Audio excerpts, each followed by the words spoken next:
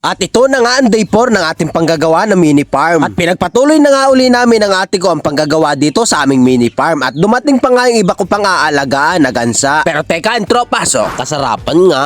At pagkagising ko nga ng umaga, ito nabutan ko na yung ate ko dito nagtatahinan ng lambat. Bali ang agap nga pala ng ate ko dito kasi mainit daw mamaya. Bali sa mga oras na to ay mainit-init na nga rin. Kasi alas 7 na ng umaga ako nagising. At yung ate ko alas 6 pa lang nag-start na siya. Kaya pala pagkakita ko sa kanya, ang dami na niya nagagawa, nakakatuwa naman. At bali sa mga oras na to ay tinulungan ko na nga yung ate ko pagkatapos ko magkape. At itong malaking nylon na nga ito yung aming pampatibay, pambagting dito sa lambat. Kaya naman sa mga oras na to ay patuloy-patuloy pa rin yung ate ko magtahi kasi hindi pa nga tapos. Abay natural, hindi pa nga tapos yano kalay do.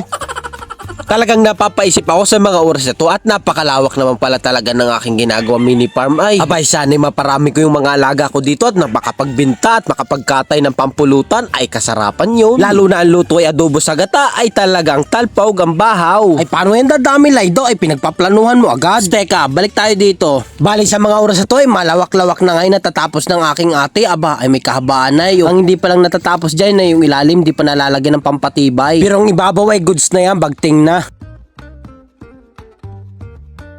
At paglapit ko nga dito sa ate ko ay may sinisinyas siya. Yung lambat daw ay hindi malapad, nahihirapan siya magtahi pagdublihin. Kasi nga pinagdubli namin itong lambat para lumapad. Kaso ang hirap daw tahiin at ang sakit sa kamay. Ang pagkakabigkas baga naman niya sa akin ay nakakangalay daw. Kaya naman sininyas ko na lang sa kanya ay malapit na matatapos na yan. At abot dito na nga yung kanyang natapos at talaga namang yan. Bilis nga rin naman ng ate ko ay kamangha-mangha talaga ito eh. Abot doon na lang guys, so kalapit na yung bakod do. Bali yan na nga lang ang aming babakuran ng aking ate. At ang sabi nga sa akin ng aking ate dito ay goods at malapit na nga raw matapos. Kaya naman sinimulan na nga uli ng aking ate na magtahi ng lambat para matapos na nga yung aming ginagawa dito. Bali sa mga oras na nga ito, paglingon ko dun sa kabilang bakod ay mayroong baboy damo o mga native na baboy. Bali farm nga din pala itong kabilang bakod namin. Bali sa kapitbahay namin yon. Bali sa mga oras na to ay malapit na nga kami matapos. Talagang nakakatuwa na at makakapagkapi na. Bali may kalawakan talaga itong aking ginawang mini farm. At talagang goods na goods itong kalawakan na to para pag dumamay hindi magsisiksikan yung mga alaga ko. At talagang may kataasan na rin tong ginawa ko. Sigurado namang hindi na makakalipad ang mga manok sa kagansa at pabo. At paglingon ko nga dito sa kabila, talagang nakakatuwa naman ang buhok ng batang ito. Talagang buhagag na buhaghag ay. Oh,